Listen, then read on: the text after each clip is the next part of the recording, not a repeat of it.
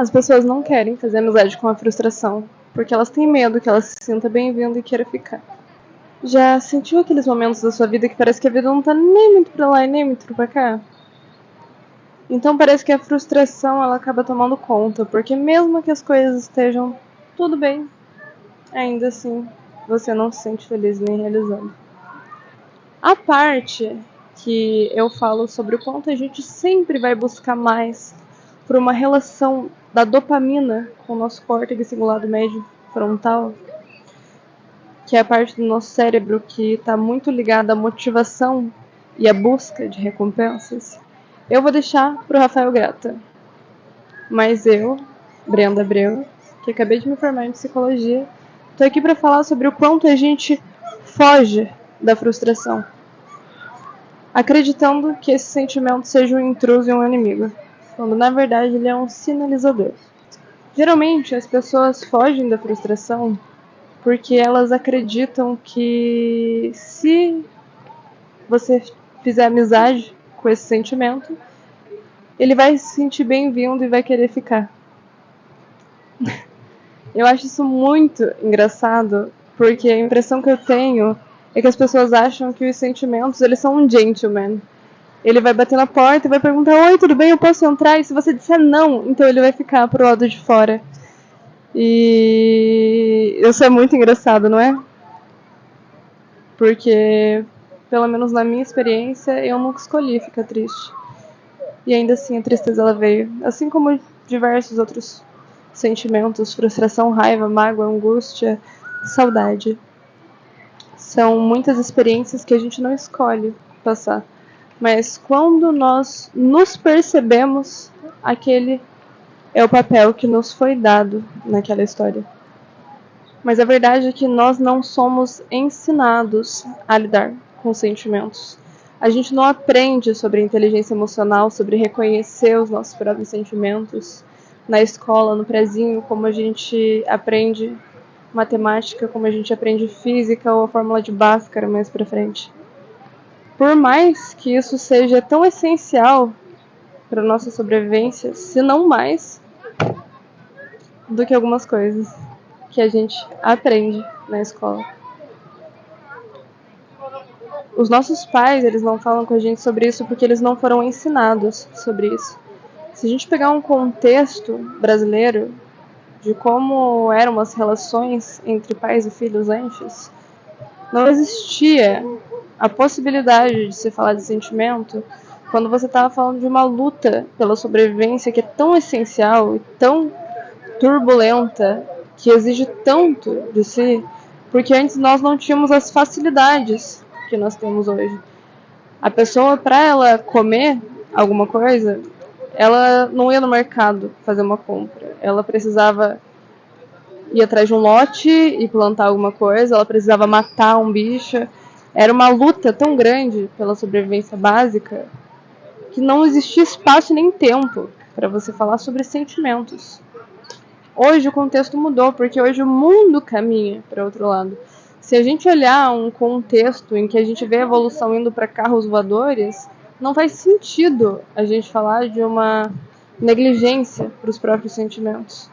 Porque o que trouxe nós, enquanto espécie, até aqui, foi um poder chamado comunicação interespécie. Então é a nossa capacidade de se comunicar uns com os outros. Como é que você vai comunicar o que você está sentindo, o que você pensa sobre o mundo, se você não pensa sobre isso? Se você não sabe reconhecer isso? Olha o tempo que a gente gasta tentando adivinhar o que o outro sente, adivinhar o que o outro pensa, porque a gente mesmo não entrou num processo de entender e compreender e dividir o que a gente está sentindo. São tanto tempo que a gente gasta resolvendo esses problemas que não precisariam ser problemas se fossem expressos e comunicados. Isso não acontece porque nós temos um déficit no entendimento disso por um déficit cultural disso. Mas o que eu preciso dizer para você hoje sobre isso é sobre um sentimento chamado frustração. A frustração ela pode até ser um sentimento muito desconfortável, mas ela também está tentando te apontar alguma coisa. Que coisas são essas? Isso só quem pode me dizer é você. Mas se eu pudesse ter um palpite, eu diria que são os seus sonhos e os seus objetivos não realizados, não alcançados e não cumpridos. Tem coisa que parece que é grande demais ou distante demais pra gente. Parece que é inviável. Parece que é só de posse de uma classe específica. E eu tô aqui pra dizer que eu não acredito nisso. Eu acredito que a gente só tem essa vida pra viver os nossos sonhos. Eu tô aqui porque eu acredito que você só tem essa chance pra viver tudo aquilo que você gostaria de viver e que te faz sentir vivo. Viktor Franklin, criador da logoterapia, médico psiquiatra judeu, preso no nazismo nos campos de concentração, dizia que quem tem um porquê suporta quase qualquer como. Isso me lembra de manter os nossos sonhos vivos. É claro que a luta é muito maior e muito mais difícil do que o que a gente pensa. Quando a gente vai entrar num plano novo, num objetivo novo, a gente só pensa na recompensa, a gente pensa no final, a gente não pensa em como é que vai ser o processo até a gente chegar lá. E aí chega um determinado momento da luta em que a gente se pergunta: eu quero mesmo isso? Vale realmente a pena? E eu acho muito importante que você se faça essa pergunta. Porque às vezes realmente é uma luta que não vale a pena ser vivida. É uma vontade, não é um sonho. Como identificar as vontades e os sonhos? Se perguntando o quanto vale a pena pra você. Se você sentir que isso não vale a pena, eu acho que é hora de você guardar as suas coisas e você descansar. Não tô dizendo pra você voltar, dar meia volta e ir embora e ir pra casa, não. Eu tô falando, descansa. E pensa descansado. Porque o cansaço, ele tem um poder tão grande sobre você que te faz pensar que respirar não vale a pena. Quando você já tá sendo sufocado e tá tendo que lutar por oxigênio por mais tempo do que você dá conta. Não é errado se sentir cansado e não é errado precisar de descanso. Então só cuida um pouquinho mais de você e vê os sinais de exaustão que o teu corpo tem te dado. Porque a exaustão também é um sentimento sinalizador dos teus limites. E quando a gente fala de limites e a gente ultrapassa esses limites, o que está acontecendo com o seu corpo é um abuso.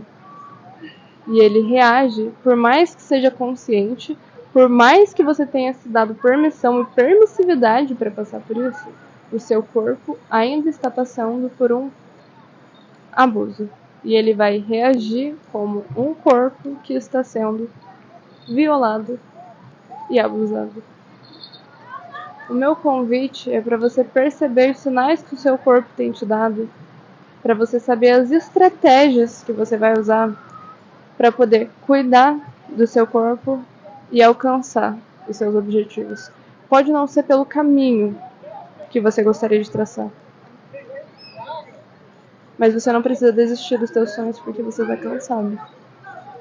Mas você precisa cuidar de um corpo que está cansado, porque esse é o seu lar. Meu nome é Brenda Abreu, acabei de me formar em psicologia e estou aqui para poder refletir sobre alguns temas com você.